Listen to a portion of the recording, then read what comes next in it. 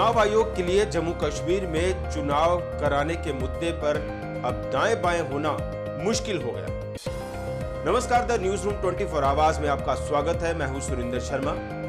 जम्मू कश्मीर में विधानसभा चुनावों की बात करें तो ये लगने लगा है या ये तय माना जाए कि इस साल जम्मू कश्मीर में चुनाव होना तय है। वो इसलिए भी क्योंकि पहले भी चुनाव आयोग के ऊपर इस मुद्दे पर उंगलियां उठती रही हैं। जब लोकसभा चुनाव हुए, लोकसभा चुनावों के दौरान ही कुछ राज्यों में विधानसभा चुनाव भी हुए, लेकिन जम्मू कश्मीर में लोकसभा चुनावों के साथ विधानसभा चुनाव नहीं कराए गए और विपक्ष ने इस मुद्दे पर चुनाव आयोग और सरकार के ऊपर कई सवाल खड़े किए।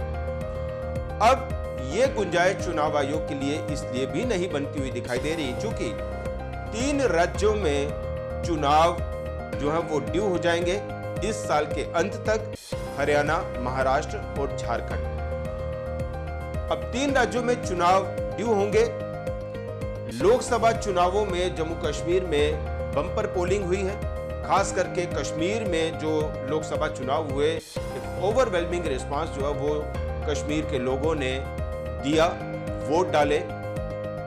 इसका एक और पहलू देखा जाए कि प्रधानमंत्री नरेंद्र मोदी ने जिस तरह से जम्मू कश्मीर में अर्ली असेंबली इलेक्शंस का जिक्र किया है, यानी सीधे तौर पर कहा है कि जम्मू कश्मीर के लोगों को अब अपनी असेंबली भी मिलेगी, अपनी चुनी हुई सरकार भी मिलेगी और जम्मू कश्मीर को राज्य का दर्जा वापस भी मिलेगा। ये कई सारी कड़ियां हैं जिसके चलते चुनाव होना इस साल में तय है। तीसरा पहलू है सुप्रीम कोर्ट का।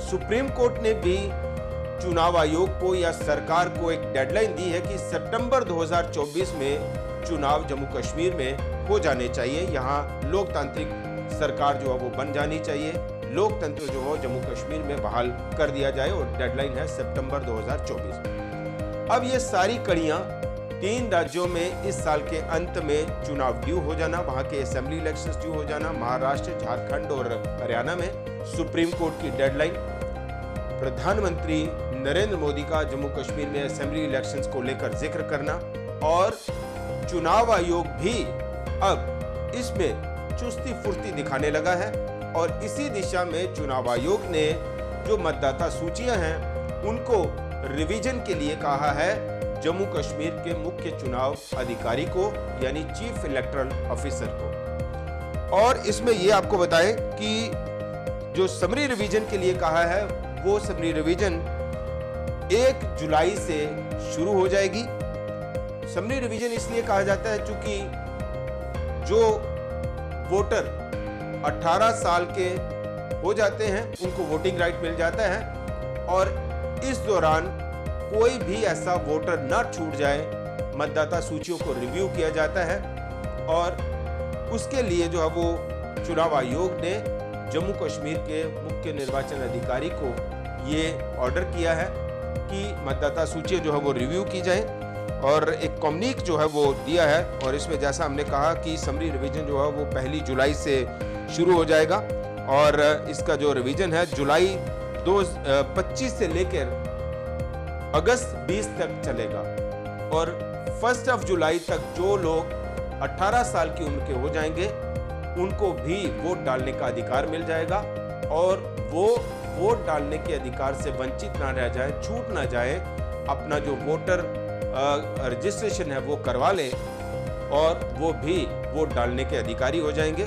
इसलिए ये रिवीजन जो है वो किया जाता है, री रिवीजन किया जाता है बार बार, ताकि ये सूचियां, मतदाता सूचियां जो है वो अपडेट होती रहे और जो वोटर है वो ऐड होते रहे। तो इसके लिए जैसा हम जानकारी दे रहे हैं कि 1 जुलाई से जो है वो समरी रिवीजन शुरू हो जाएगा और जुलाई 25 से लेकर जो है वो रिवीजन इसका स्टार्ट हो जाएगा 20 अगस्त तक और प्री रिवीजन जो है वो भी इसका अभी चल रहा है और जिसकी शुरुआत जो है वो होगी 25 जून से लेके 24 जुलाई के बीच में। यानी पहले प्री रिवीजन होगा, फिर समरी रिवीजन होगा और वो मतदाता सूचियां पूरी तरह से कंपाइल करके चुनाव आयोग के पास जाएंगी और जितने नए वोटर रजिस्टर होंगे वो भी वोट डालने के हकदार हो जाएंगे।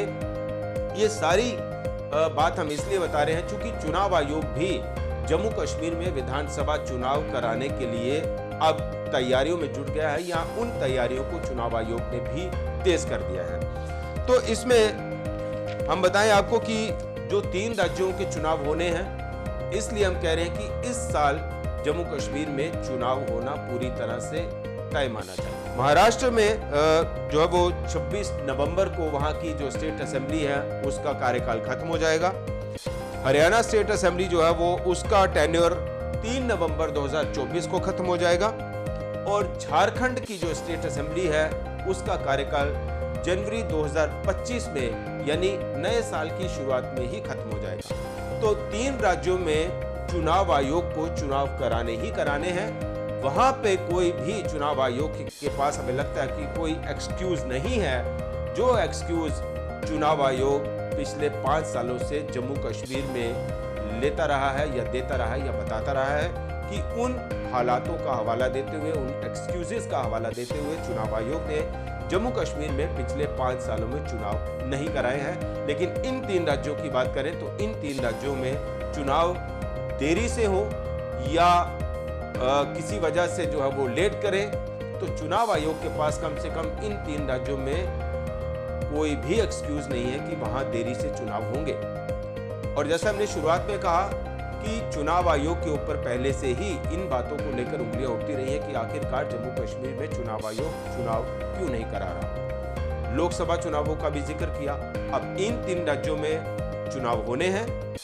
लोकसभा चुनावों का जबरदस्त रिस्पांस जो है वो जम्मू कश्मीर से और खास करके कश्मीर से मिला है। प्रधानमंत्री का सीधा सीधा कहना कि जम्मू कश्मीर में अब असेंबली इलेक्शन जो है वो उसकी तैयारी कीजिए, लोगों को उनकी सरकार मिलेगी। इन तमाम पहलुओं के मद्देनजर चुनाव आयोग के लिए अब जम्मू कश्मीर में चुनाव कराना पूरी तरह से तय माना जाए। तो ये थी पूरी कहानी जम्मू कश्मीर में चुनावों के लिए। और इसी पर अब तमाम जो राजनीतिक दल हैं वो अपनी अपनी राजनीतिक गतिविधियां भी तेज करने लगे हैं, चूंकि सीधे सीधे प्रधानमंत्री का इशारा, चुनाव आयोग की चुनावी तैयारियों में तेजी, 3 राज्यों के साथ ही जम्मू कश्मीर में भी मतदाता सूचियों का समरी रिवीजन करने के लिए आदेश करना चुनाव आयोग का, उससे लग रहा है कि अब जम्मू कश्मीर में चुनावी बिगुल इस साल में बजना तय है।